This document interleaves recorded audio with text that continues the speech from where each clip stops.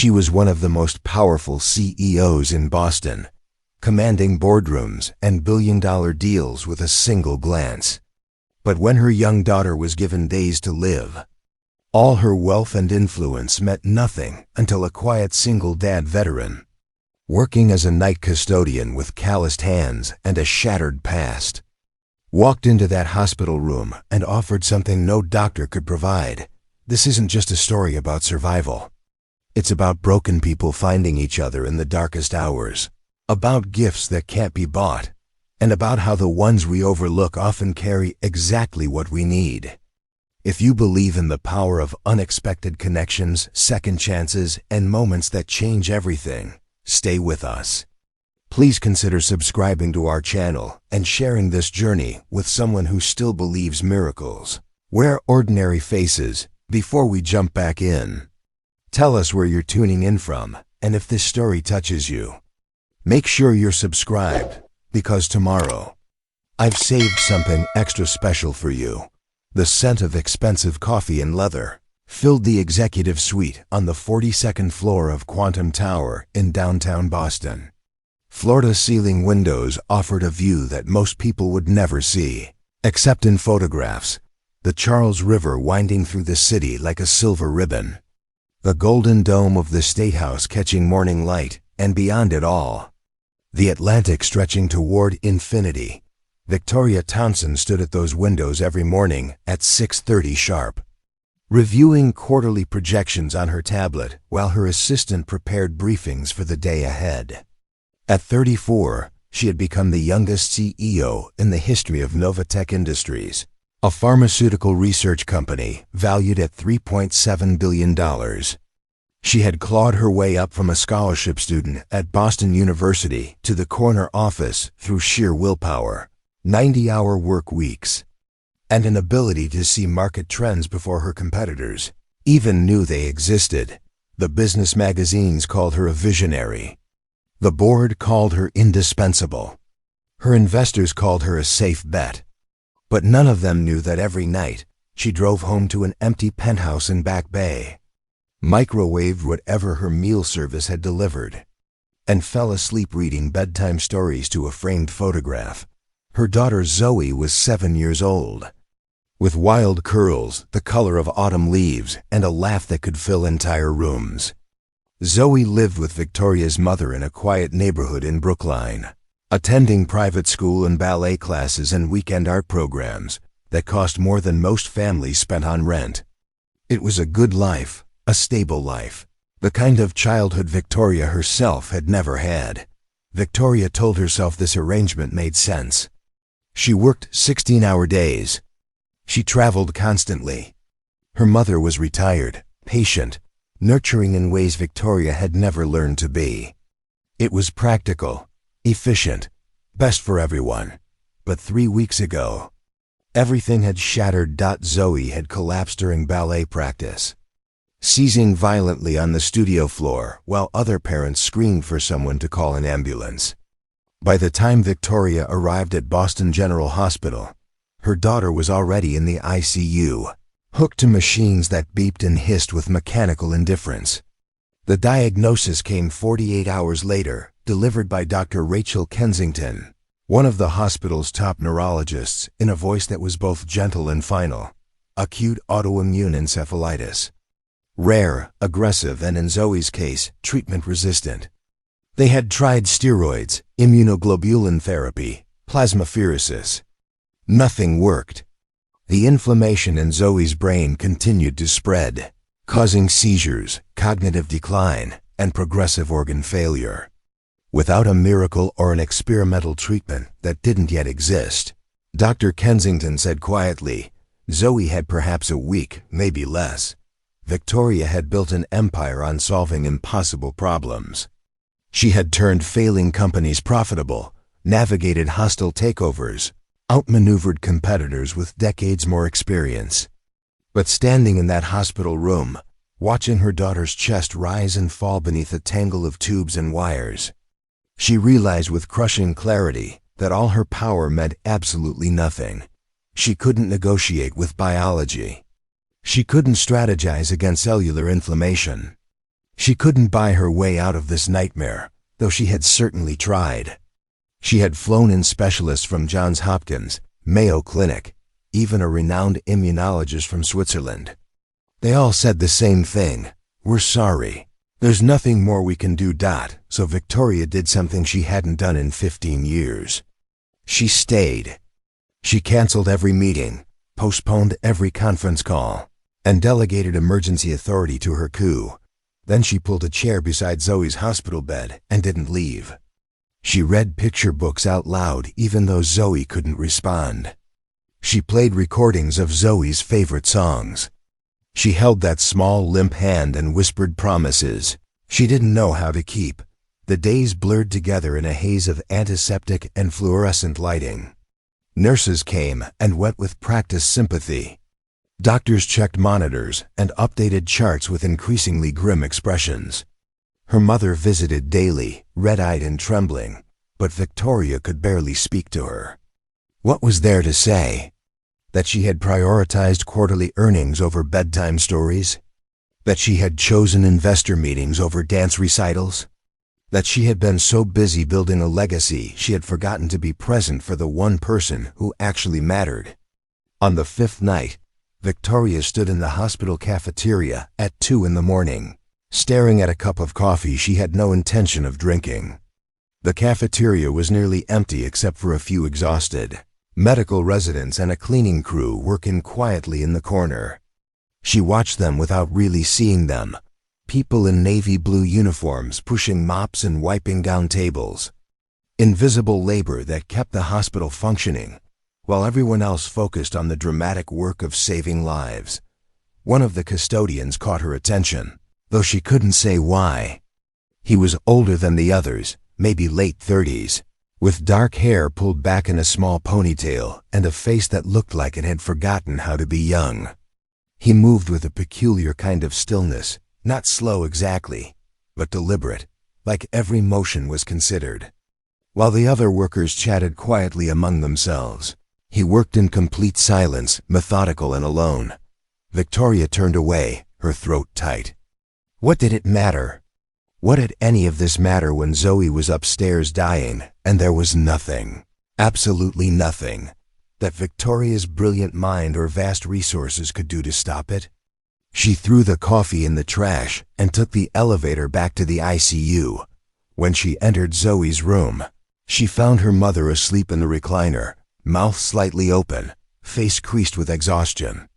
Zoe lay motionless except for the slight rise and fall of her chest, each breath assisted by the ventilator that had been added 2 days ago. When her lungs started failing, Victoria sank into the chair beside the bed and pressed Zoe's hand against her own cheek. It felt cold, too cold, and she found herself whispering into the darkness. "I don't know how to do this. I don't know how to let you go. I don't know how to be the person who survives losing you." The machines beeped their steady rhythm. The ventilator hissed. And somewhere down the hall, footsteps approached, soft and even, the sound of rubber sawdust on polished floors. Victoria didn't look up. She assumed it was another nurse coming to check vitals or adjust medication. But the footsteps stopped just outside the door and stayed there, paused, as if whoever it was had something to say, but didn't know how to begin. The custodian from the cafeteria stood in the doorway of room 408. One hand resting lightly on the frame, his expression unreadable in the dim light. Victoria noticed him peripherally, but didn't acknowledge his presence. She had no energy left for politeness or small talk with hospital staff. Every ounce of her focus belonged to Zoe, to memorizing the curve of her daughter's face before it was too late. But the man didn't leave. He stood there for what felt like a full minute, silent and still, until finally Victoria's exhaustion gave way to irritation. "Can I help you?" Her voice came out sharper than she intended, brittle with grief poorly disguised as anger. The custodian straightened slightly, as if considering whether to speak at all. When he finally did, his voice was low and rough, like someone who didn't use it often. "I'm sorry to interrupt. I just needed to see if you needed anything. Water, coffee, extra blankets." Victoria shook her head. "We're fine." He nodded slowly but didn't move.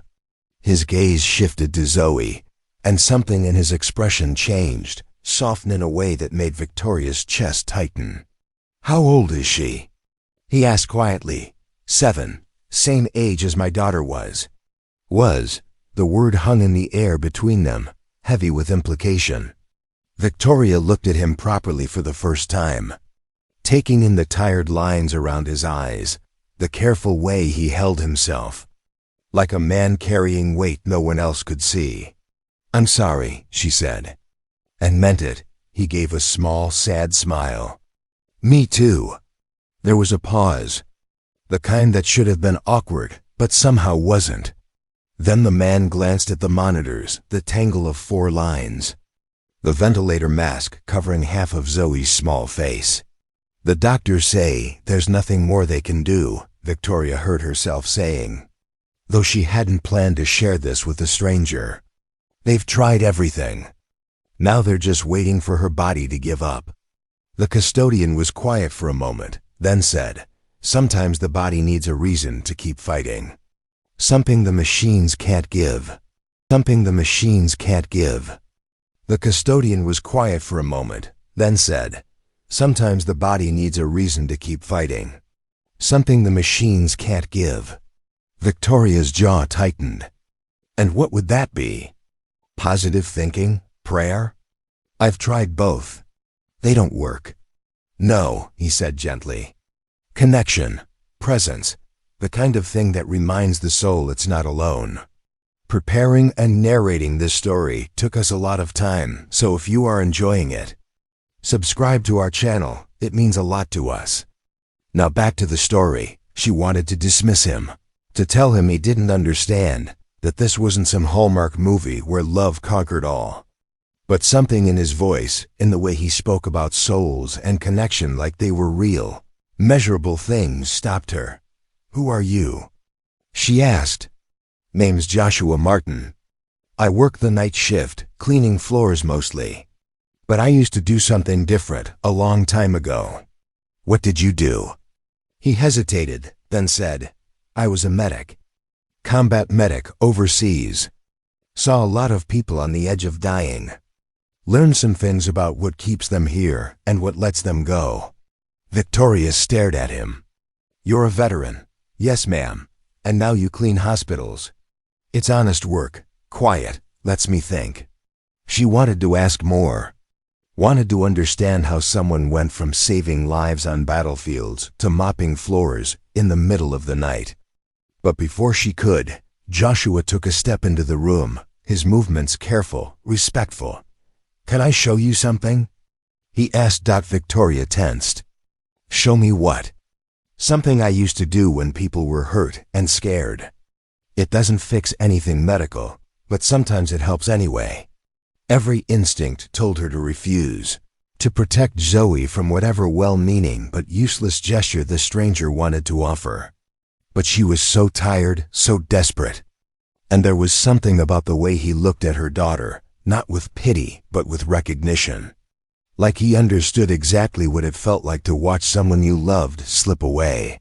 "Fine," she whispered. Joshua moved to the opposite side of the bed, standing where Victoria's mother had been sitting earlier.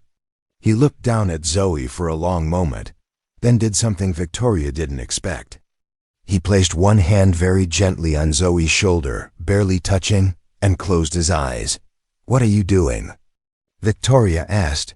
"Listening," he said simply. "To what?" "To whether she wants to be reached." Victoria almost laughed, a bitter sound that would have hurt to release. But before she could say anything, Joshua began to hum. It wasn't a song she recognized, just a low, steady melody that seemed to come from somewhere deep in his chest. It filled the room gently, weaving around the mechanical beeps and hisses, not drowning them out, but somehow making them less harsh, less final. And then something impossible happened. Zoe's fingers twitched. It was slight, barely visible, but Victoria saw it. Her heart lurched. "Did you see that?" she breathed. Joshua didn't stop humming, but he opened his eyes and looked at Zoe's hand. The fingers moved again, just a flutter, like someone trying to wake from a deep sleep. "She hears you," he said quietly. Victoria's eyes filled with tears. "That's not possible. The doctor said she's too far gone, that the brain damage." "The doctors know the body," Joshua interrupted gently. "But they don't always know the spirit." He continued humming, and Zoe's hand moved again, this time turning slightly as if reaching for something. Victoria grabbed it immediately, pressing it between both of hers. "I'm here, baby," she whispered. "Mommy's here." For the first time in 5 days, Zoe's eyelids fluttered, just for a second, before going still again. But it was enough. It was more than Victoria had seen since the seizures began. She looked up at Joshua, her face wet with tears. "What did you just do?" He stepped back from the bed, his expression calm. "I didn't do anything. I just reminded her she wasn't alone." "But how?" "Sometimes," he said softly, "people who are dying need permission to stay just as much as they need permission to go. Your daughter was waiting to know if anyone still wanted her here." Victoria couldn't speak. She could only stare at this stranger who had walked into her worst nightmare and somehow, impossibly, made it a fraction less dark. Joshua moved toward the door, picking up the mop he'd left in the hallway. "I should get back to work." "Wait," Victoria said, her voice breaking. "Please, can you come back tomorrow?" He paused, looking at her with those tired, knowing eyes. "I work every night." "Same shift. Will you do that again?" The humming, the whatever it was. Joshua considered this, then nodded slowly. "If you think it helps." "I do. I think it does." He gave her a small, sad smile. "Then I'll come back." And with that, he disappeared into the hallway, leaving Victoria alone with her sleeping mother, her dying daughter. And the first fragile thread of hope she'd felt in weeks. Morning arrived with the usual chaos of shift changes. Breakfast trays and doctors making rounds. Dr. Kensington appeared at 7:15. Chart in hand, her expression the practiced neutral that Victoria had come to hate. It meant bad news delivered professionally, compassion measured in appropriate doses, hope withheld because false promises were unethical. "How was the night?" Dr. Kensington asked, studying the monitors. Victoria's mother stirred in the recliner, blinking awake. Victoria herself hadn't slept at all. She'd spent the hours replaying what happened, watching Zoe's hand for any further movement, trying to convince herself she hadn't imagined it. "She moved," Victoria said. "Her fingers." "Around 3 this morning." Dr. Kensington's eyebrows lifted slightly. "Moved how?" "Like she was trying to reach for something." And her eyelids fluttered. The doctor made a note on her tablet, her expression unchanged. Involuntary muscle spasms are common in patients with neurological trauma. The brain sends random signals as it struggles with inflammation. "It wasn't random," Victoria insisted. "It was responsive. Someone was humming to her, and she reacted." "Someone was humming?" Dr. Kensington's tone remained professional, but Victoria caught the skepticism underneath. "One of the custodians. He used to be a combat medic. He came in and did something, some kind of technique, and Zoe responded." Dr. Kensington set down her tablet. "Miss Thompson, I understand how difficult this is. When we're facing loss, our minds look for patterns, for meaning in small movements. But I need you to understand that what you saw was most likely reflexive, not conscious." "You weren't there," Victoria said, her voice rising. "You didn't see it." "I'm looking at her brain activity right now," the doctor said gently, gesturing to one of the monitors. "There's been no significant change overnight. I wish I could tell you differently, but the inflammation is still spreading. We're managing her pain and keeping her comfortable, but—" "Don't," Victoria interrupted. "Don't give me the speech about comfort, care, and dignity, and letting go. I've heard it a dozen times already." Her mother reached out, placing a hand on Victoria's arm. "Sweetheart, maybe we should listen." "No." Victoria pulled away, standing abruptly. I saw what I saw. Something changed when he was here. Dr. Kensington exchanged a glance with the nurse who had accompanied her, a look that Victoria recognized immediately. It was the look people gave each other when dealing with someone in denial. Someone who needed to be handled carefully because grief had made them irrational. "Miss Thompson," Dr. Kensington said, "if you'd like, I can have our chaplain come speak with you. Or our social worker. They're both excellent at helping families process." "I don't need processing," Victoria snapped. "I need you to consider the possibility that there are things happening here that your monitors can't measure." The doctor's patience was admirable, Victoria thought bitterly. She must have this conversation regularly, with desperate parents clinging to impossible hope. "I understand you want to believe. I don't want to believe anything," Victoria interrupted. "I want to know what happened. And I want to know if it can happen again." After Dr. Kensington left, promising to check back later, Victoria's mother stood and moved to her side. Linda Walker was 62, still beautiful despite the gray threading through her hair and the lines that grief had carved around her mouth. "Victoria," she said softly, "you need to be careful. I know you're hurting, but letting some stranger come in here and give you false hope." "It wasn't false," Victoria said. "I saw her move, Mom. I saw her respond. Honey, the doctors have been wrong before. Remember when they said Novatech's drug trial would fail? Remember when they said that treatment protocol couldn't be developed in under 3 years? I proved them wrong then. Maybe they're wrong now." Linda's eyes filled with tears. "This isn't a business deal. This is Zoe's life. And sometimes, no matter how brilliant we are or how hard we fight, we can't change the outcome." Victoria turned away, unable to bear the resignation in her mother's voice. "I'm not giving up on her. I'm not asking you to give up. I'm asking you to be realistic." "Realistic," Victoria repeated, the word tasting bitter. "I've been realistic my entire life, Mom. Realistic about what a girl from our neighborhood could achieve. Realistic about building a company when everyone said I was too young, too inexperienced. Being realistic has never served me. This is different, is it? Or is it just another impossible problem that everyone assumes can't be solved? That everyone assumes can't be solved." Before her mother could respond, Victoria grabbed her phone and walked out of the room. She needed air, space, distance from the pity and resignation that seemed to saturate every conversation. She took the elevator down to the lobby and stepped outside into morning air that was crisp and cold. Autumn asserting itself over the last remnants of summer. She stood on the hospital steps, watching people come and go. Visitors carrying flowers and balloons. Staff hurrying between buildings. Delivery trucks unloading supplies. All of it continuing as if the world wasn't ending. As if her daughter wasn't upstairs dying while everyone spoke in hushed tones about acceptance and peace. Her phone buzzed. A text from her CUA. "Board wants update on timeline for your return." Investors asking questions as Victoria stared at the message. 2 weeks ago, that text would have sent her into immediate action mode. Now it felt absurd, meaningless. What did quarterly projections matter when Zoe might not live to see another quarter? She didn't respond.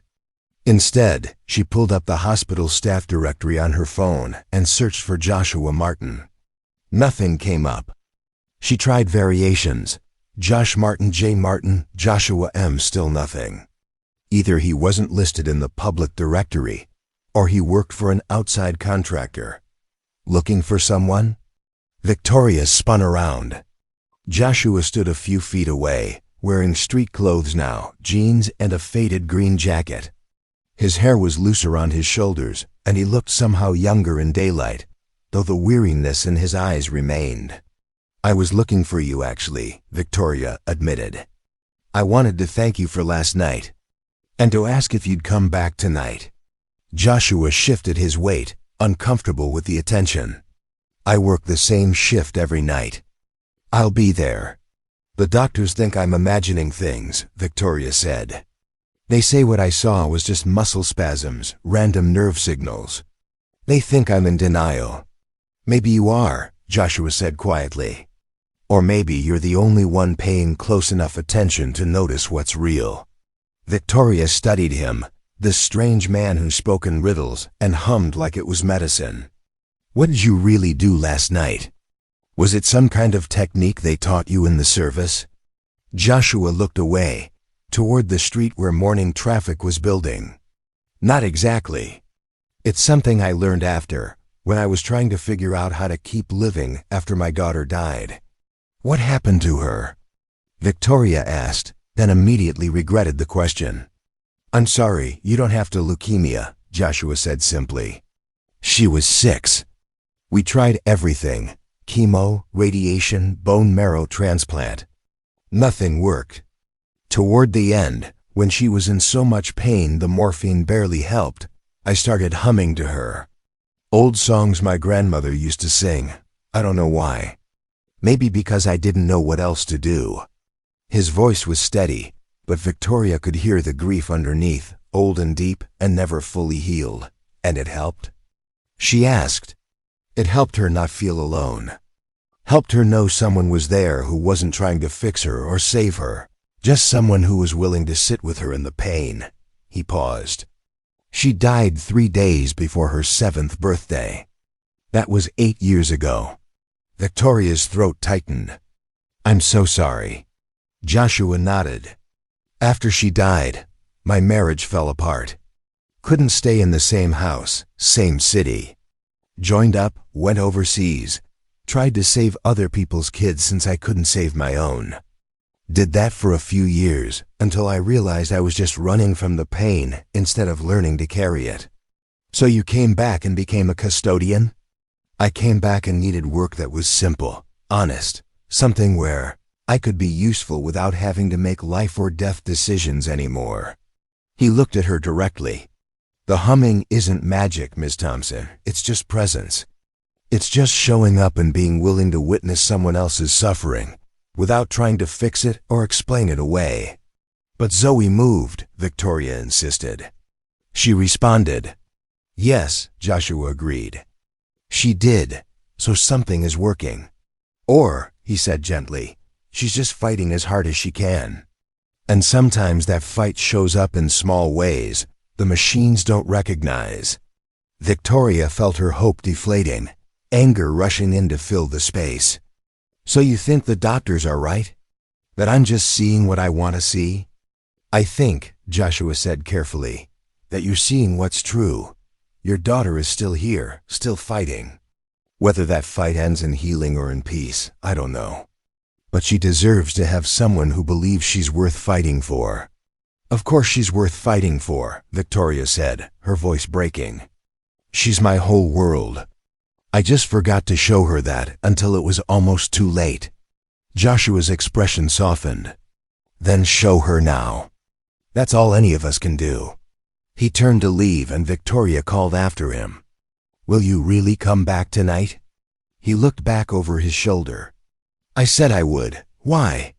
What's in it for you? Joshua was quiet for a moment, then said, maybe a chance to do for someone else's daughter what I couldn't do for mine. And with that, he walked away, leaving Victoria standing on the hospital steps, with her phone full of messages she couldn't bring herself to care about, and a stranger's promise that felt more solid than anything. Her doctors had offered, Victoria returned to Zoe's room to find her mother tidying up, folding blankets with the kind of nervous energy that came from having nothing useful to do. Linda looked up as Victoria entered, her expression carefully neutral. Did you find what you were looking for? Linda asked. I talked to him. The custodian. His name is Joshua Martin, and he lost his daughter 8 years ago, leukemia. He understands what this feels like. Linda set down the blanket she'd been folding. I'm sure he does. But sweetheart, understanding pain doesn't mean he can fix it. Victoria moved to Zoe's bedside, looking down at her daughter's pale face. I'm not asking him to fix it. I just need someone who doesn't look at me like I'm crazy for believing she can still hear us." Her mother sighed, sitting down in the recliner. "I don't think you're crazy.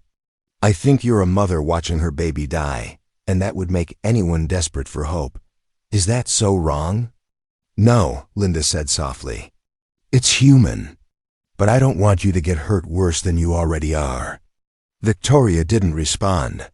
She spent the rest of the day beside Zoe's bed, reading from her daughter's favorite books, playing music on her phone, talking about memories from when Zoe was smaller. Her mother eventually left to get proper rest at home, promising to return in the morning. The nurses came and went with their routine checks. Dr. Kensington stopped by in the early evening to review updated scans. Her expression grave but unsurprised. "No change," she said, which Victoria had learned was doctor speak for worse. But gradually, as night fell and the hospital settled into its after-hours rhythm, Victoria felt her exhaustion pressing down like a physical weight. She hadn't slept properly in days, had barely eaten, and her body was starting to rebel. But every time she considered leaving, even just to walk to the cafeteria, she imagined Zoe waking up alone and frightened, reaching for a mother who wasn't there. So she stayed. Around 11 o'clock, she heard the familiar sound of a mop bucket rolling down the hallway. Her pulse quickened. A moment later, Joshua appeared in the doorway, wearing his Navy work uniform and carrying cleaning supplies. He nodded to her quietly. "Mind if I come in?" he asked. "Please," Victoria said. Joshua set his supplies in the corner and approached the bed slowly, respectfully. He looked down at Zoe for a long moment, then glanced at Victoria. "How are you holding up?" "I don't know," Victoria admitted. "I keep thinking I should be doing something, making calls, researching experimental treatments, anything. But every lead goes nowhere. Every specialist says the same thing. Sometimes the hardest part of loving someone is accepting that we can't control what happens to them," Joshua said quietly. Victoria's throat tightened. "I've spent my whole life controlling outcomes, building systems, solving problems. My entire career is based on finding solutions other people miss. This isn't a business problem." "I know that," she said, more sharply than she intended. Then softer, "I know. But I don't know how to just sit here and watch her slip away." Joshua pulled a chair closer and sat down across from her. "When my daughter Lily was dying, I did the same thing. Researched every trial, every alternative treatment. Flew specialists in from 3 different countries. Spent money we didn't have on therapies that weren't proven. I was so busy fighting that I almost missed her last weeks. What changed? My wife told me I had to choose. I could spend Lily's final days trying to save her, or I could spend them being with her. Both were valid. Both came from love. But I couldn't do both." He paused. "I chose wrong the first time. Spent 3 days chasing down some experimental protocol in Germany while Lily had a good stretch at home. By the time I got back, she'd taken a turn. I missed her last coherent conversations because I was on a plane." Victoria felt tears spilling down her cheeks. "I've already missed so much. Years of bedtimes and school plays and ordinary moments because I was busy building something that suddenly means nothing." "It doesn't mean nothing," Joshua said. "You built something that helps people. That matters. But you're right that you can't get those moments back. None of us can. All we have is what's in front of us right now." They sat in silence for a while.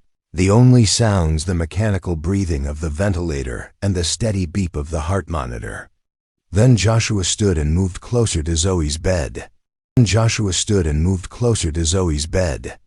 "May I?" he asked. Victoria nodded. Joshua placed his hand gently on Zoe's shoulder, the same way he had the night before. Then he closed his eyes and began to hum. The melody was different this time, slower and more mournful, like a lullaby sung at twilight. It filled the room with a kind of aching beauty, the sound of someone who understood loss intimately and wasn't afraid of it. And once again, Zoe responded. Her eyelids fluttered. Her fingers curled slightly. This time, her head turned just a fraction toward the sound. Like a flower following sunlight. Victoria leaned forward, holding her breath. Zoe? Baby, can you hear me? Zoe's lips moved, but no sound came out. The ventilator mask made speech impossible. But her eyes opened, just slits, barely focusing. And then, unmistakably, she looked at Victoria. Oh my God, Victoria whispered. She's looking at me. She's actually looking at me. Joshua kept humming, his voice steady and sure. Zoe's gaze drifted to him briefly, then back to Victoria. Her hand moved, reaching weakly toward her mother. Victoria grabbed it immediately, pressing it to her cheek. I'm here, sweetheart. Mommy's right here. Zoe's eyes closed again, the effort of staying conscious too much. But her hand remained in Victoria's grasp. And this time Victoria could feel a slight pressure. Like Zoe was trying to hold on, when Joshua finally stopped humming. The room felt different, charged with something Victoria couldn't name. He stepped back, giving them space. Thank you, Victoria said, her voice thick with emotion. I don't know what you're doing, but thank you. Joshua shook his head. I'm not doing anything she isn't already trying to do. I'm just making it easier for her to find her way back. Will you teach me? Victoria asked suddenly. The humming, or whatever it is. I want to be able to do this when you're not here. Joshua considered this, then nodded. It's not complicated. You just need to be present, really present. Not thinking about what comes next or what you've lost. Just here now with her. I don't know if I know how to do that. Most people don't, he said gently. We're taught to plan, to prepare, to control. But presence is the opposite of control. It's surrender. Over the next hour, Joshua showed Victoria how to sit quietly, how to let her breathing slow and deepen, how to hum from her chest rather than her throat, so the sound had weight and warmth. It felt awkward at first, self-conscious. Victoria kept stopping and starting, frustrated by her inability to do something so simple. You're trying too hard, Joshua said. This isn't a performance. It's not about getting it right. It's about showing up. I've never been good at showing up without an agenda, Victoria admitted. Then maybe this is your chance to learn. Eventually, Victoria managed a few minutes of steady humming. A tuneless melody that felt more like breath than song. Zoe didn't move this time, but Victoria thought maybe her breathing settled slightly, became less labored. Or perhaps that was wishful thinking. She couldn't tell anymore. When Joshua finally gathered his cleaning supplies to continue his rounds, Victoria walked him to the door. Why are you doing this? She asked. Really? You said you work nights to avoid people, to keep things simple. This isn't simple. Joshua was quiet for a moment, looking back at Zoe's still form. After Lily died, I spent years being angry. At God, at doctors, at myself. I was so angry, I couldn't feel anything else. Then one day I was cleaning a hospital room, and I heard a father reading to his sick son. Just reading a picture book, nothing special. But the kid was smiling, really smiling, even though he was clearly in pain. And I realized that's what I'd been missing with Lily at the end. Not more treatments or better doctors. Just more moments where we were together without the weight of dying crushing everything. He looked at Victoria. I can't save Zoe, but maybe I can help you have a few more moments where she knows she's loved. Where you both get to be together without the machines and the fear getting in the way. That's worth showing up for. Victoria felt something crack open inside her, some wall she'd built to keep functioning through this nightmare. I'm terrified of losing her. I know. And I'm even more terrified that she'd die thinking I didn't love her enough because I was never there. Joshua's expression softened. She knows you love her. Kids always know. They might not understand why we make the choices we make, but they know when they matter to us. And right now, you're showing her exactly how much she matters. After he left, Victoria returned to Zoe's bedside and tried the humming again. It came easier this time, less self-conscious. She hummed for almost 20 minutes, long enough that her throat grew tired. Zoe didn't wake, but Victoria thought she saw the corners of her daughter's mouth lift slightly. The ghost of a smile. Maybe it was real. Maybe it was imagination. But in that moment, Victoria decided it didn't matter. What mattered was that she was here, present, choosing her daughter over everything else for what might be the last time. And that, finally, felt like the right thing to do. 3 days passed in a strange suspension of time. Hours blurred together, marked only by shift changes and medication schedules.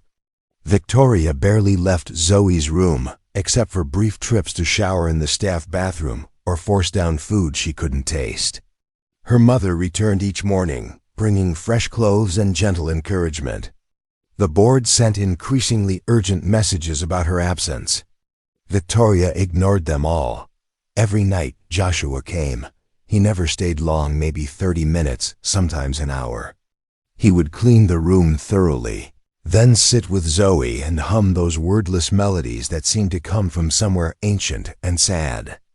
And every night, Zoe responded in small ways, a flutter of eyelids, a slight turn of her head, fingers that moved with what Victoria chose to believe was intention. Dr. Kensington remained skeptical but grew less dismissive. "I can't explain what I'm seeing," she admitted on the third evening. "Her vitals aren't improving, but they're not declining as rapidly as they should be. It's like her body is fighting harder than the disease progression would predict. Could she recover?" Victoria asked, knowing the answer but needing to hear it anyway. "Recovery would require the inflammation to reverse, and we haven't seen any indication of that on the scans," Dr. Kensington said carefully. "What we're seeing is more like a plateau. She's stable in a way that's unusual for this stage of the disease, but not impossible." The doctor hesitated. "In medicine, we try not to use the word impossible. But unlikely, yes. Very unlikely." Victoria had built a career on beating unlikely odds. She chose to take this as encouragement. On the fourth night, something changed. Joshua arrived later than usual, close to midnight. He looked exhausted, shadows under his eyes darker than normal. When he entered the room, he didn't immediately reach for his supplies. Instead, he stood in the doorway, staring at Zoe with an expression Victoria couldn't read. "Are you okay?" she asked. Joshua startled slightly, as if he'd forgotten she was there. "Yeah, sorry, long day." "You don't have to do this tonight if you're tired." "No, I want to." He moved into the room, but slower than usual, like his body was resisting. When he sat down beside Zoe's bed, Victoria noticed his hands were trembling slightly. "Joshua, what's wrong?" He took a deep breath, looking at Zoe rather than Victoria.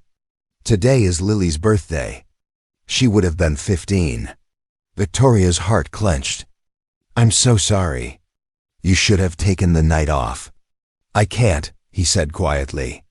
"If I go home tonight, I'll just sit in the dark thinking about all the birthdays she won't have. At least here, I can do something that matters." He placed his hand on Zoe's shoulder and closed his eyes, but for a long moment, no sound came. Victoria watched him struggle, saw the grief moving across his face like weather. When he finally began to hum, his voice cracked on the first note. Raw and broken, but he kept going.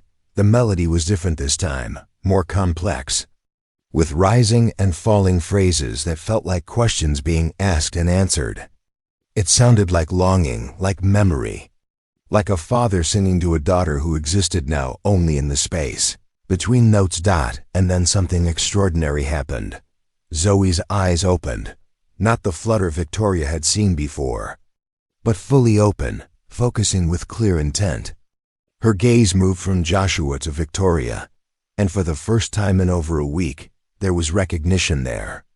Real recognition. Victoria gasped. "Zoe?" Zoe's hand moved to the ventilator mask, trying weakly to pull it aside. Victoria looked frantically toward the call button, but Joshua said quietly, "Wait, let's see what she's trying to do." Zoe's fingers plucked at the mask with increasing agitation. Her eyes were locked on Victoria, urgent and clear. She was trying to say something. "Should I call the nurse?" Victoria asked, torn between excitement and terror. "Not yet," Joshua said. He stood and moved closer to Zoe's head, speaking gently. "Hey there, brave girl. I know that mask is uncomfortable, but it's helping you breathe. Can you give me a sign that you understand? Squeeze your mom's hand once for yes." Zoe's fingers tightened around Victoria's hand once. Deliberately. Victoria felt tears streaming down her face. "Oh my God, she understands. She's really here." Joshua continued in that same calm voice. "Good job. Now are you in pain? Squeeze once for yes, twice for no." A pause. Then 2 squeezes. "Okay, that's good. Do you know where you are?" 1 squeeze. "Do you know who this is?" He gestured toward Victoria. 1 squeeze, firmer this time. Zoe's eyes never left her mother's face. Zoe's eyes never left her mother's face. Victoria was sobbing openly now. "Baby, I'm right here. I'm not going anywhere. I promise." Joshua glanced at the monitors. "Her vitals are stable. Heart rate elevated, but that's normal for someone regaining consciousness. I think we should call the doctor now." Victoria pressed the call button, and within minutes the room flooded with staff. Dr. Kensington arrived, her professional composure cracking when she saw Zoe's open eyes and responsive grip. Orders were called out, tests were ordered, scans were scheduled. The room became a controlled chaos of activity. Through it all, Zoe kept her eyes on Victoria, and Victoria kept her hand wrapped around her daughter's, terrified that if she let go, this miracle would dissolve. It took an hour for the medical team to complete their initial assessment. Dr. Kensington finally pulled Victoria aside, her expression a mixture of confusion and cautious optimism. "I don't know how to explain this," the doctor said. "Her brain activity has increased significantly.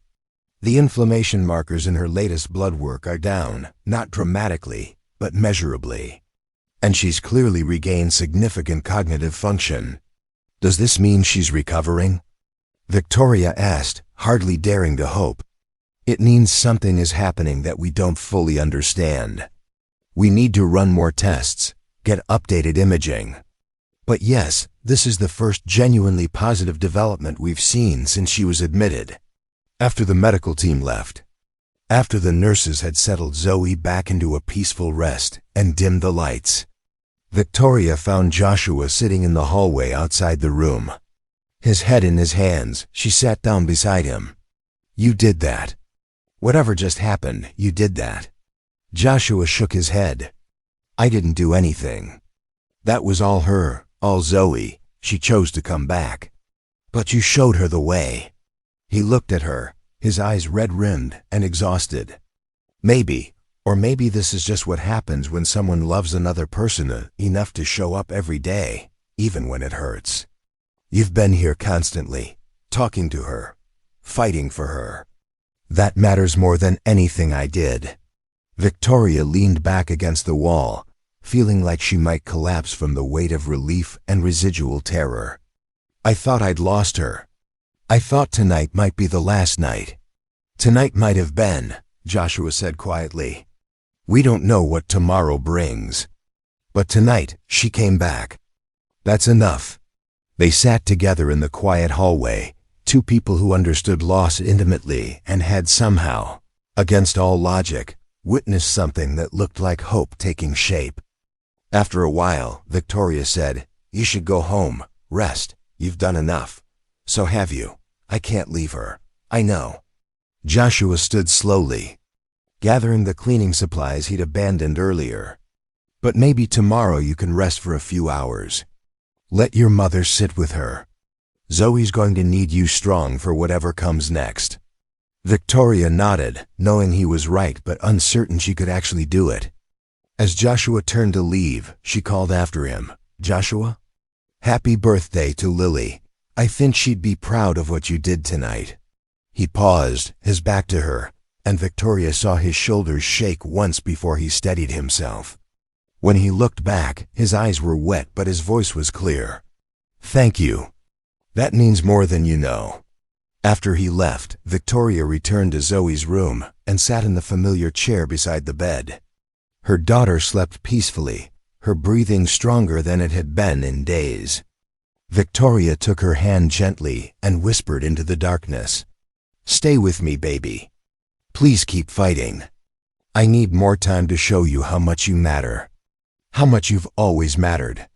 And somewhere in that hospital room, surrounded by machines and medication and the lingering echo of a lullaby sung by a broken man on his daughter's birthday, the smallest miracle continued to unfold. The news spread through Boston General Hospital like wildfire. By morning, nurses who'd never worked on Zoe's floor found reasons to walk past room 408. Residents whispered about the girl who'd come back from near death. Dr. Kensington fielded questions from colleagues about what treatment protocol had caused the turnaround. And each time she had to admit there was no protocol, no medical intervention that explained it. Victoria's phone, which she'd been ignoring for days, finally died completely. When she borrowed a charger from a nurse and powered it back on, she found herself facing a digital avalanche. 47 missed calls, over 100 text messages, and 17 voicemails from her coup, her board chairman, and her head of public relations. The most recent message was from Arthur Weinstein. The board chairman marked urgent. "Victoria, we need to talk immediately. Situation critical." She almost deleted it without listening. Almost, but years of conditioning made her press play. Arthur's voice came through clipped and tense. "Victoria, I understand you're dealing with a family crisis, and we're all sympathetic. But Novatech is facing serious problems. The FDA has questions about our Phase 3 trial data. Investors are spooked by your absence. CNN Business ran a piece speculating about your fitness to lead. We need you back, or we need to make other arrangements. Call me."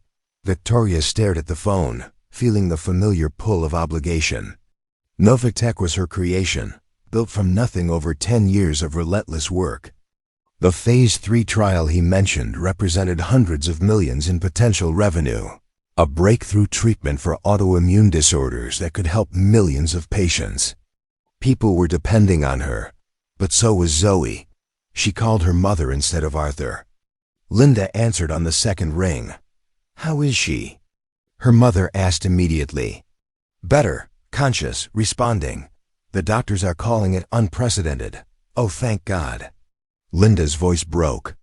"I'll be there in 30 minutes. Actually, Mom, I need a favor.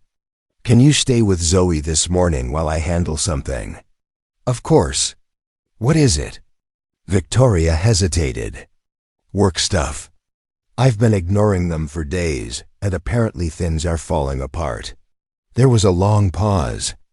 "Victoria, you don't have to go back there." "Not now, I know.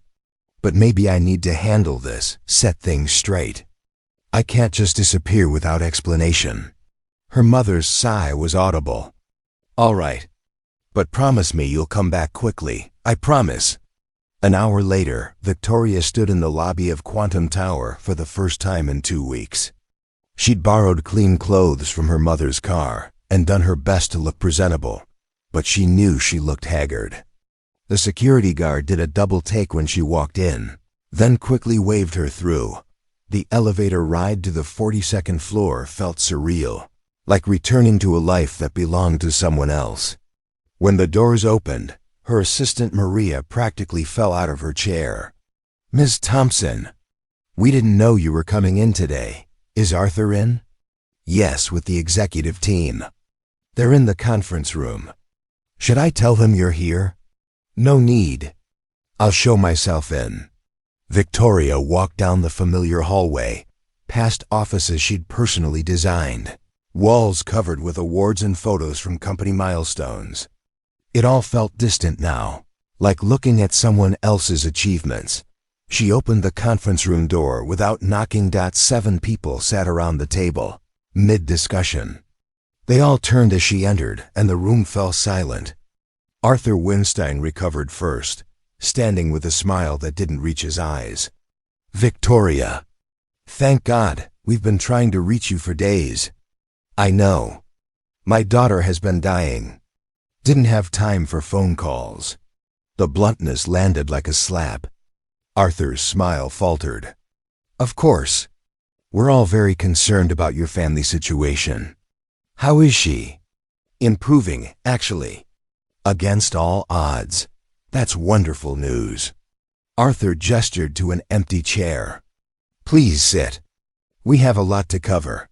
Victoria remained standing. "I'm not staying long. I just came to tell you that I'm taking a leave of absence, effective immediately.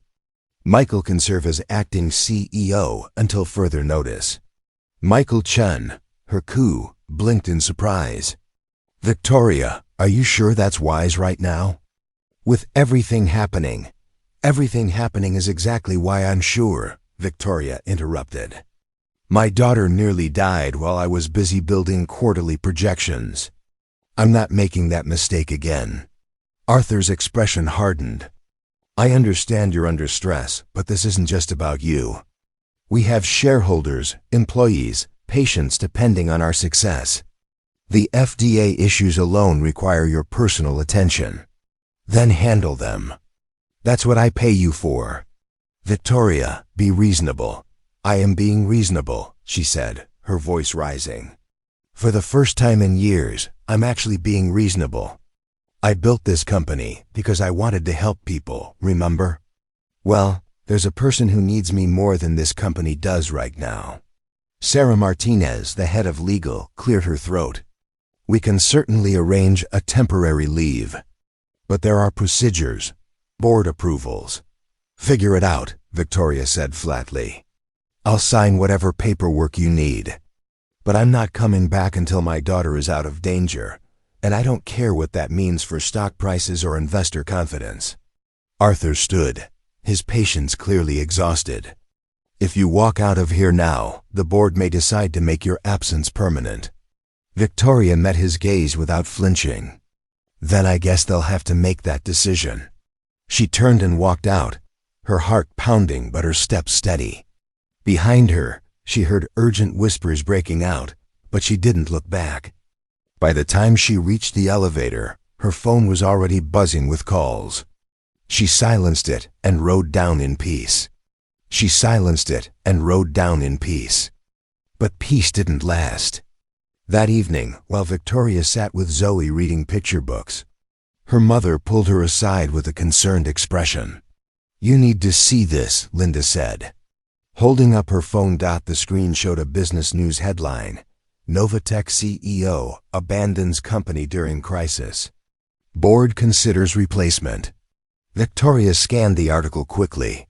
Anonymous sources within the company claimed she'd suffered a breakdown, that her judgment was compromised, that she'd become unstable under pressure.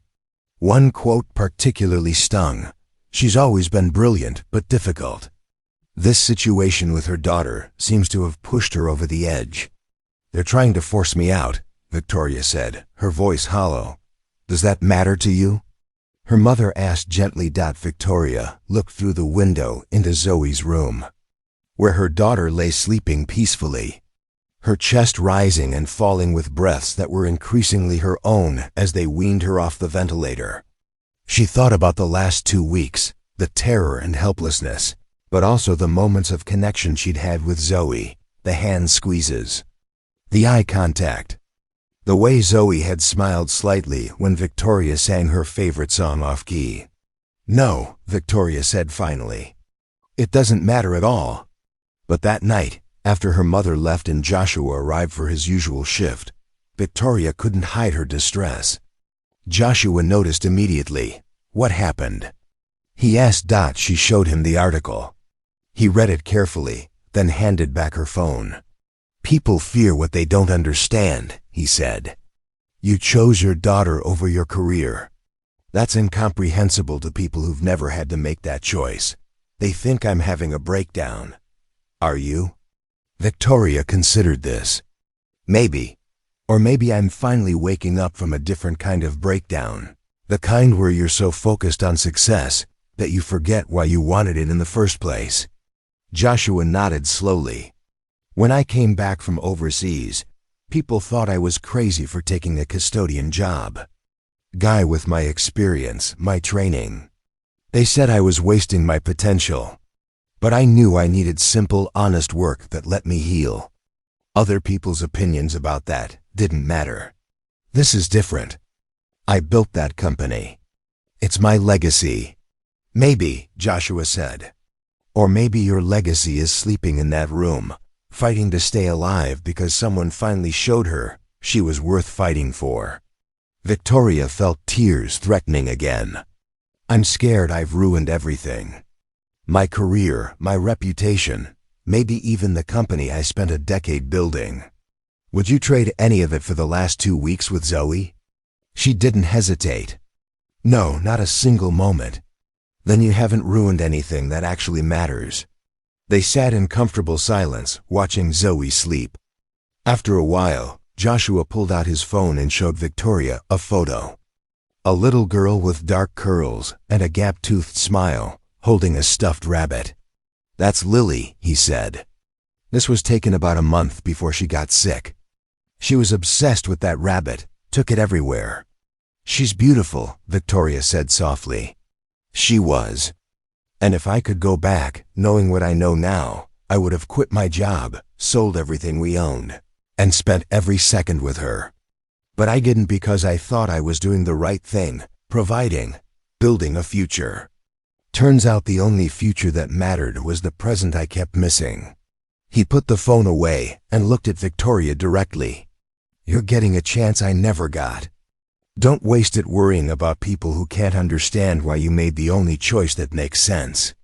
Victoria nodded, feeling something shift inside her. The fear didn't disappear, but it became smaller, less important than the truth Joshua had just spoken. That night, after Joshua left, Victoria sat beside Zoe's bed and made a decision. She opened her email and typed a formal letter of resignation from Novatech, effective immediately. She'd built one empire. She could build another if she wanted to. But right now, the only thing she wanted to build was a relationship with her daughter, before it was too late. For 5 days, Zoe continued to improve. The ventilator came off completely.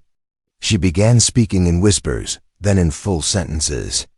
Physical therapists worked with her to regain strength in muscles that had atrophied during her illness.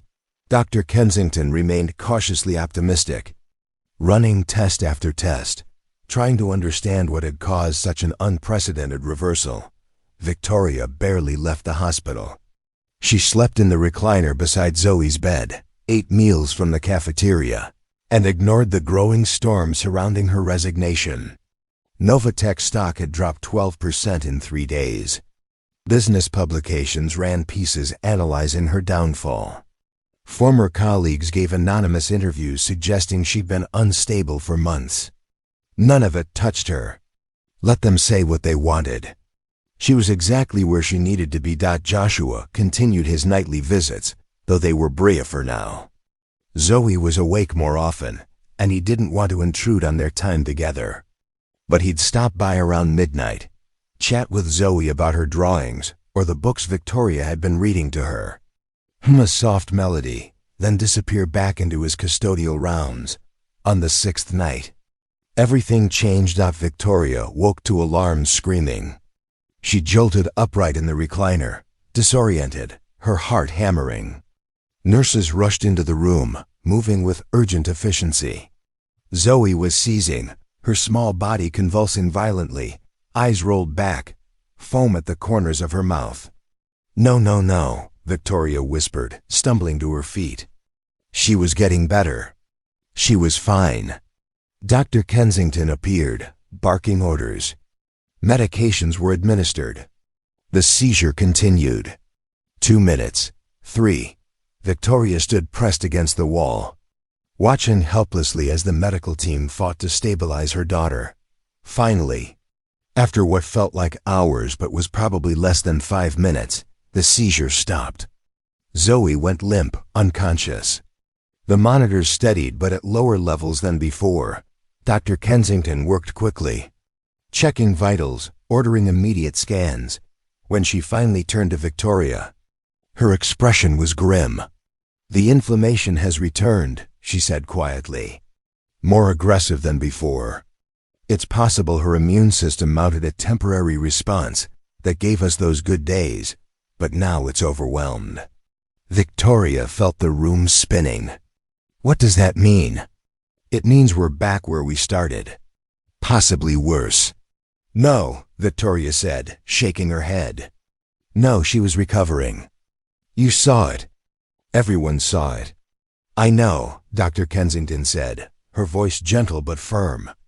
"But this disease is unpredictable. Sometimes there are brief improvements before the final decline. I'm sorry, Victoria. We'll do everything we can, but you need to prepare yourself." The doctor left to review the scan results. Victoria stood frozen, staring at Zoe's unconscious form. This couldn't be happening. Not after everything. Not after finally choosing right. Not after those precious days of hearing Zoe's voice again. Her mother arrived within the hour, called by the hospital. She found Victoria sitting on the floor beside Zoe's bed, her back against the wall, arms wrapped around her knees. "Sweetheart," Linda said, kneeling beside her. "The nurses told me what happened." "She was getting better," Victoria said, her voice hollow. "We were reading together yesterday. She told me about a dream she had where we went to the ocean. She was planning what we'd do when she got out of here. I know. I thought we had more time. I thought choosing her, being here, would be enough." Linda pulled Victoria into her arms. "Sometimes being here, loving them, is all we can do. Sometimes it's not about the outcome. It's about showing up anyway." Victoria pulled away, anger flashing hot and sudden. "Don't give me that. Don't tell me it doesn't matter if she dies as long as I showed up. She's 7 years old. She deserves more than my presence at her deathbed." "Of course she does," Linda said, tears streaming down her face.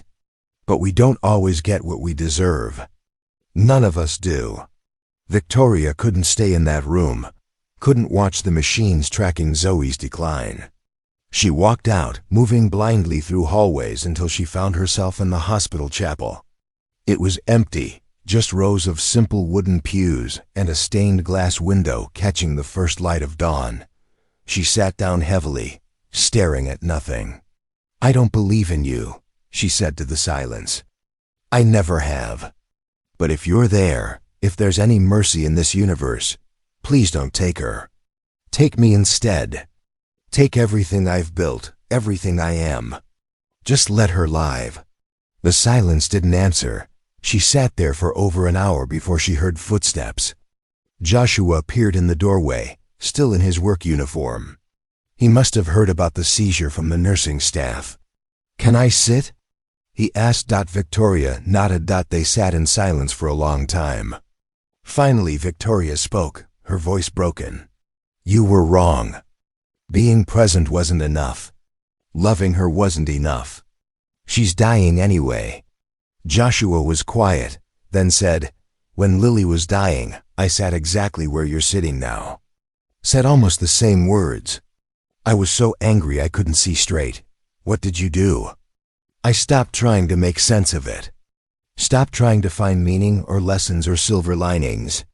I just accepted that sometimes terrible things happen to people we love, and there's no reason for it. No cosmic plan. Just biology and bad luck and pain. That's supposed to make me feel better?" "No," Joshua said. "Nothing makes it better. But accepting it means you can stop fighting the reality and start being with what's actually happening. Your daughter might be dying. That's unbearable. But she's not dead yet.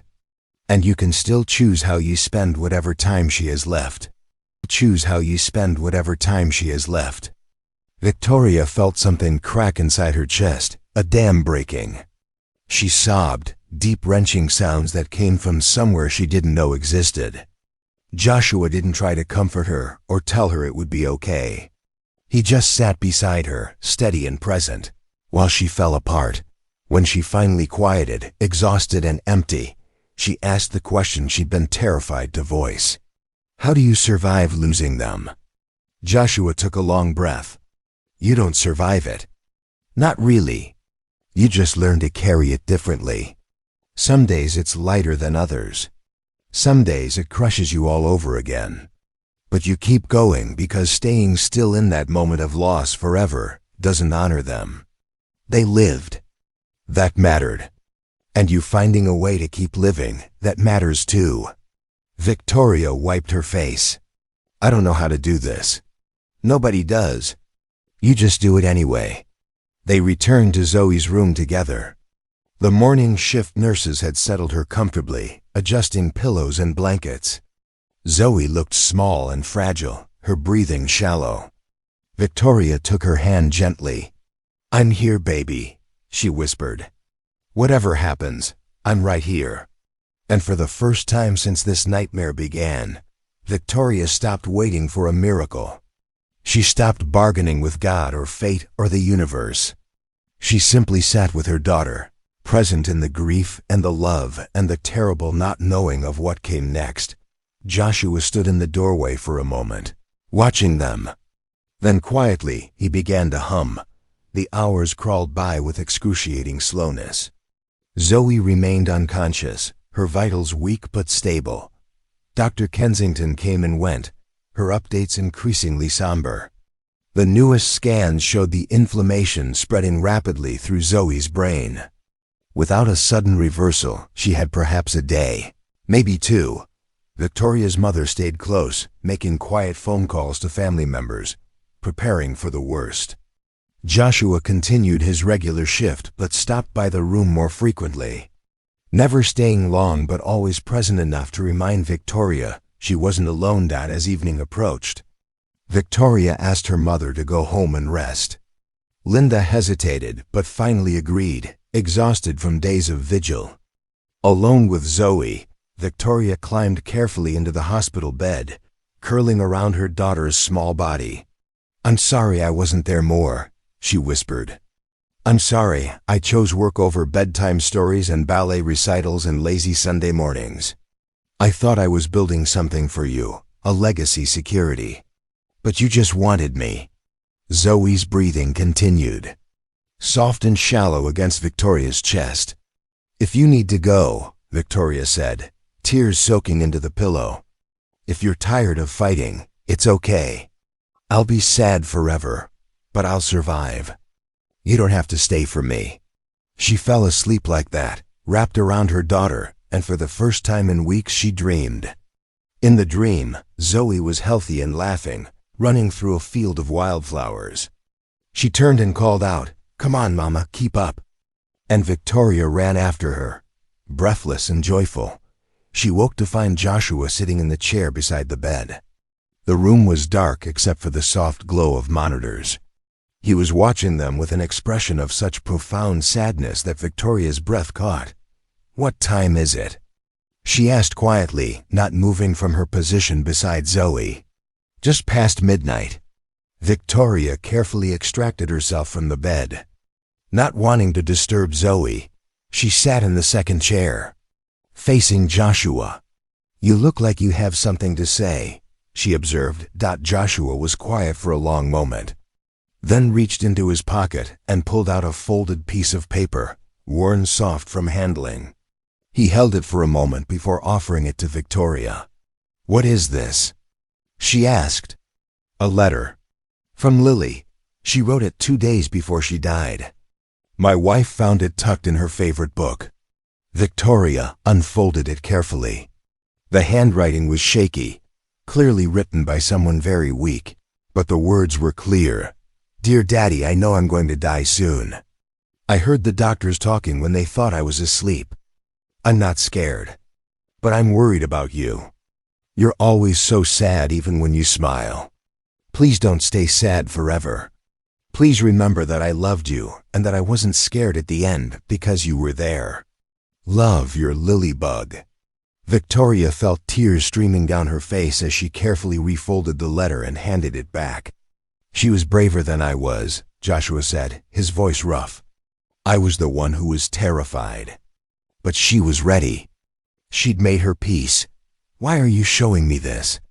Because I've been watching you with Zoe, and I see the same thing I saw with Lily. Your daughter isn't afraid. You are, and that's okay, that's normal. But she needs you to be strong enough to let her know that whatever happens, you'll be all right. But I won't be all right, Victoria whispered. No, Joshua agreed. You won't. Not for a long time. But you'll survive. And eventually, you'll find reasons to keep living. Not because the pain goes away, but because carrying it becomes part of who you are. He stood and moved to Zoe's bedside, looking down at her peaceful face. When I first saw you 2 weeks ago, I recognized myself in you. Someone desperate and terrified and willing to do anything to save someone they loved. I thought maybe if I could help Zoe, it would somehow make up for failing Lily. You didn't fail Lily. I know that now. But I didn't then. I carried that guilt for years, the belief that I should have done more, fought harder, found the right doctor or treatment. He turned to face Victoria. The truth is, I can't save Zoe. Nobody can. But what I could do was help you be present for her, really present, in a way I didn't manage with Lily until the very end. Victoria absorbed this, understanding dawning. This was never about Zoe getting better. It was about both of you having the time you needed. However long that turned out to be. And if she dies tomorrow? Then tomorrow you'll have memories of these last 2 weeks where you showed up fully, loved her completely, and didn't let fear or work or anything else get in the way. That's not nothing, Victoria. That's everything. They sat in the quiet room, 2 parents who understood loss intimately, bound by grief and the fragile hope that love mattered even when it couldn't change the outcome. After a while, Joshua stood to leave. Wait, Victoria said. Will you stay? Just a little longer? Joshua hesitated, then nodded. He returned to his chair, and together they kept watch over Zoe, guardian angels with broken wings, hoping against hope for one more day. As dawn approached, something extraordinary happened. Zoe's eyes fluttered open. Not the brief consciousness from before, but clear and focused. She looked at Victoria, then at Joshua, and smiled weakly. Hi, Mama, she whispered. Victoria was at her side instantly. Hi, baby. How do you feel? Tired, but not scared. That's good, sweetheart. That's really good. Zoe's gaze shifted to Joshua. You're the humming man. Joshua smiled gently. I am. I like your songs. They remind me of my grandpa. He used to hum when he cooked. That sounds like a good memory. It is. Zoe's eyes drifted closed again, then opened. Mama, I'm sorry you're sad. Victoria's voice broke. You don't have to be sorry for anything, baby. I know. But I still am. Zoe squeezed her mother's hand weakly. It's okay if you cry. Crying means you love someone a lot.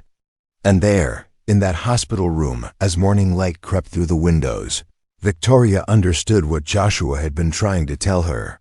This moment, this connection, this love, it was the miracle. Not recovery or survival, but presence. Being fully here with her daughter, without the weight of what-ifs or the terror of what comes next. I love you so much, Victoria whispered. I know, Zoe said, her smile soft and knowing. I always knew.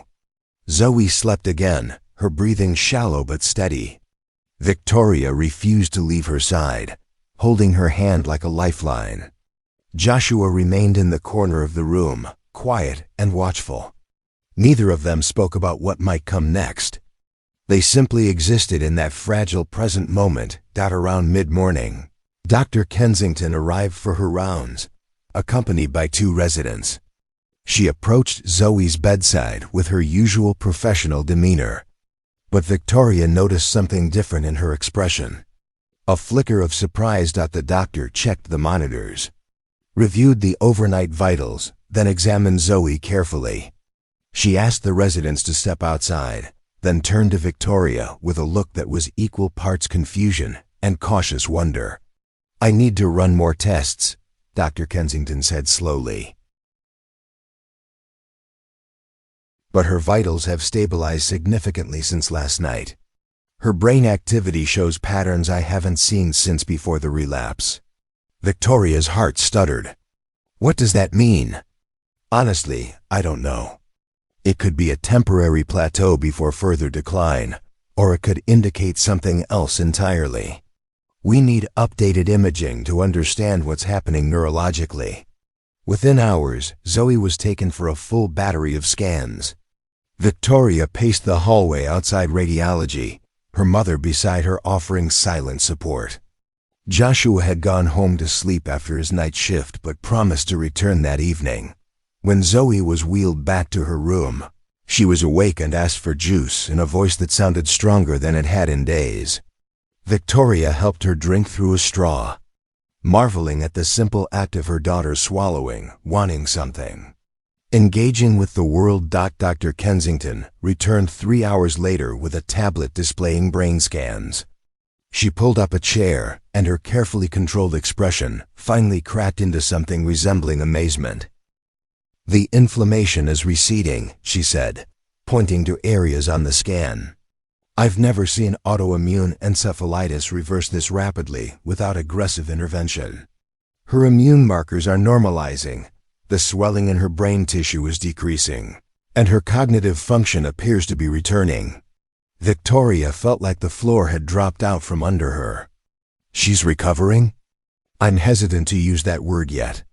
But yes, the progression has not only stopped but appears to be reversing. If this trend continues, we're looking at a recovery that medical literature would classify as extraordinary." "How is this possible?" Victoria's mother asked. Dr. Kensington shook her head. "I genuinely don't know. Sometimes the immune system finds a way to course correct that we don't fully understand. Sometimes there are factors we can't measure that contribute to healing. What I can tell you is that whatever's happening, it's real and it's measurable." After the doctor left, Victoria sat beside Zoe's bed in stunned silence. Her daughter was coloring in a book that one of the nurses had brought, her small hands moving the crayons with focused concentration. So ordinary, so impossibly precious. "Mama?" Zoe said without looking up from her drawing. "Yes, baby?" "The humming man, he's your friend now, right?" Victoria smiled. "Yes, I think he is." "Good. He's sad inside, but he pretends he's not. You should tell him it's okay to be sad sometimes."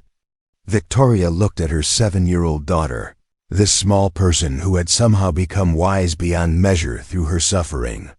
"How did you get so smart?" Zoe finally looked up, grinning. "I've always been smart. You just weren't paying attention." The truth of it hit Victoria like a physical blow.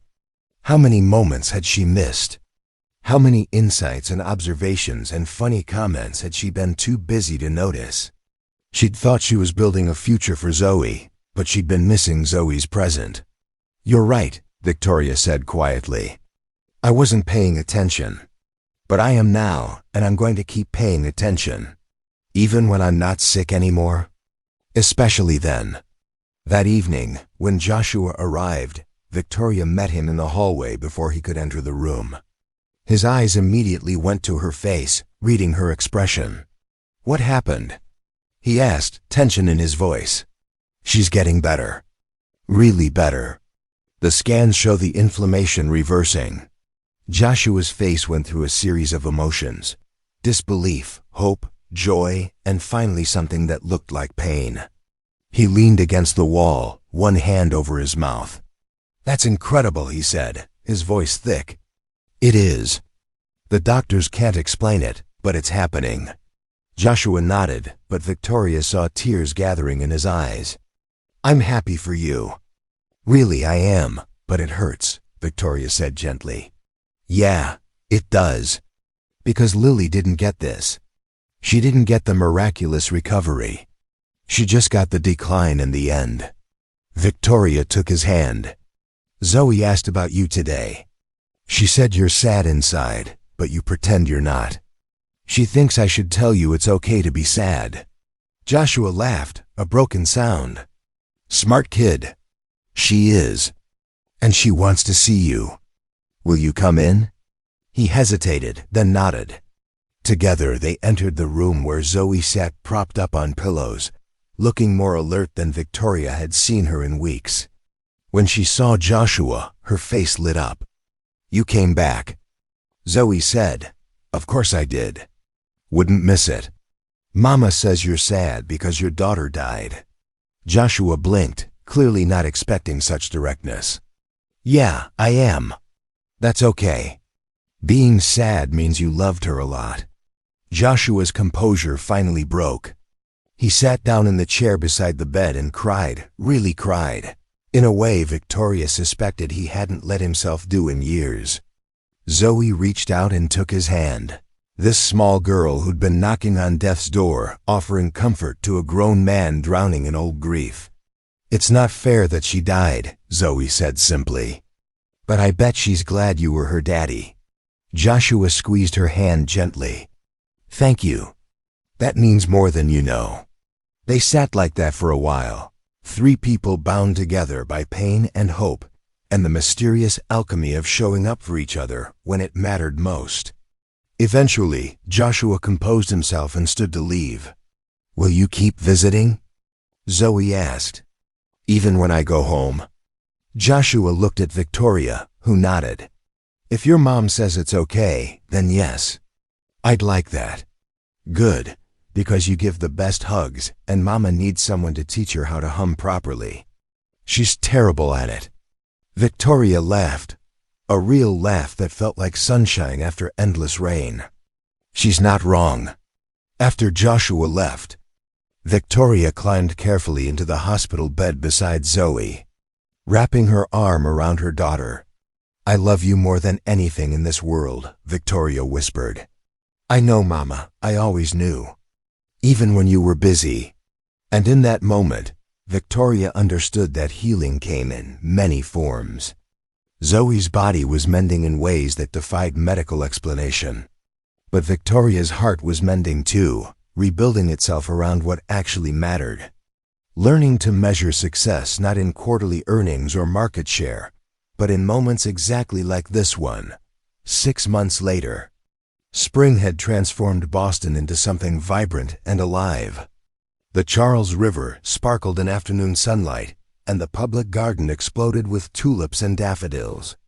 Victoria pushed Zoe on a swing in a small playground near their new apartment in Brookline. A modest 2-bedroom, that was nothing like the penthouse she'd sold. Zoe shrieked with delight as the swing climbed higher. Push me more, Mama. Victoria obliged, marveling at the simple miracle of her daughter's laughter, her strength, her joy. Zoe had been released from the hospital after 3 weeks of continued improvement. The doctors remained baffled but grateful. Dr. Kensington had written up the case for a medical journal. Carefully noting all the factors they couldn't explain, Victoria's mother sat on a nearby bench, reading a book and occasionally looking up to smile at her granddaughter. Their relationship had deepened through the crisis, old resentments dissolving in the face of what really mattered. A familiar figure approached across the grass. Joshua carried a small bag and wore civilian clothes, jeans and a flannel shirt that had seen better days. He'd become a regular presence in their lives, stopping by for dinner once a week, teaching Zoe card games and Victoria how to cook simple meals. Joshua. Zoe jumped off the swing mid-arc, landing with the reckless confidence of a healthy 7-year-old. She ran to him, and he caught her in a hug. Careful, wild thing. You trying to give your mother a heart attack? Mama doesn't get scared anymore, Zoe announced proudly. She says fear is just love that needs somewhere to go. Joshua looked at Victoria over Zoe's head, eyebrows raised. She shrugged, smiling. I've been reading self-help books. It's a whole thing. He laughed. How very unlike you. They settled on the bench beside Linda, watching Zoe return to the swings. Joshua pulled something from his bag, a small wooden box, and handed it to Victoria. What's this? She asked. Open it. Inside was a compass, old and brass and beautifully crafted. It belonged to my grandfather, Joshua explained. He gave it to me when I enlisted, said it would always point me home. I want Zoe to have it. Victoria felt tears threatening. Joshua, this is too much. It's not. That kid pointed me home when I'd been lost for 8 years. This is just a symbol of that. Zoe ran over, curious about the box. When she saw the compass, her eyes widened. It's beautiful. It's yours, Joshua said. To remind you that no matter where life takes you, you can always find your way back to what matters. Victoria watched her daughter hold the compass carefully, turning it to watch the needle swing and settle. In that moment, she thought about the last 6 months, the transformation that had occurred not just in Zoe's health but in every aspect of their lives. She'd walked away from Novatech completely. The board had replaced her within weeks, and the company continued without her. It stung less than she'd expected. Instead, she'd started consulting part-time, helping small biotech startups navigate early development. The work was meaningful but didn't consume her. She had time now for school pickups and homework help and lazy Saturday mornings. Joshua had quit his custodian job and gone back to school, studying to become a grief counselor. He wanted to help other parents navigate loss, to teach them what he'd learned about presence and showing up and carrying pain without letting it destroy you. I have news, Victoria said, looking at both Joshua and her mother. I've been asked to speak at a healthcare conference next month about Zoe's recovery and the factors that medicine can't measure. Are you going to do it? Linda asked. I think so. I want to talk about what you taught me, she said to Joshua. About presence and connection and how healing isn't always about curing. Sometimes it's about being fully human with each other in the midst of suffering. Joshua nodded slowly. That's important work. It's terrifying. Standing up and admitting I was wrong about everything I thought mattered. That's not what you'd be admitting, he said gently. You'd be saying you learned something. That you grew. There's no shame in that. As the afternoon wore on and the light turned golden, they packed up to leave. Zoe held Victoria's hand on one side and Joshua's on the other, swinging between them as they walked toward the parking lot. Are we a family now? Zoe asked suddenly. Victoria and Joshua exchanged glances. What do you think? Victoria asked. Zoe considered this seriously. I think families are the people who show up when things are hard and stay even when things get better. So yes, we're a family. Get better. So yes, we're a family. Out of the mouths of 7-year-olds, Victoria thought, came the truest wisdom. That evening, after Joshua left and Zoe was tucked into bed, Victoria stood at the window of their small apartment, looking out at the city lights. Her phone buzzed with a message from her former coup. Novatech acquired by pharmaceutical giant. Your shares worth $40 million. Congratulations. She stared at the number, feeling nothing. Once, this would have defined her success. Now it was just money, useful but not meaningful. She typed back, donate my portion to pediatric autoimmune research. All of it. Then she turned off her phone and went to check on Zoe one more time. Her daughter slept peacefully, the brass compass on her nightstand catching moonlight. Victoria sat on the edge of the bed, watching her breathe, and whispered into the darkness. Thank you. For coming back. For teaching me what matters. For being exactly who you are. And somewhere in the mystery between medical science and human connection, between what could be measured and what could only be felt, A mother and daughter continued the sacred work of healing, not just bodies but souls, building a life that prioritized presence over productivity, love over legacy, and the profound ordinary miracle of showing up for each other. Day after day after day, there are things that science cannot explain, gifts that cannot be bought, and healings that happen in the spaces between heartbeats. Sometimes the people we overlook carry exactly what we need. Sometimes broken souls find each other and build something beautiful from their shared pain. And sometimes, if we're very lucky, we get a second chance to choose what really matters before it's too late. Where are you watching from today? If this story touched something in your heart, please subscribe to our channel and share it with someone who needs reminding that hope wears. Ordinary faces and miracles often look like presents. Thank you for being here with us. Until next time, may you find the courage to show up for what truly matters. Up next, you've got 2 more standout stories right on your screen. If this one hit the mark, you won't want to pass these up. Just click and check them out. And don't forget to subscribe and turn on the notification bell so you don't miss any upload from us.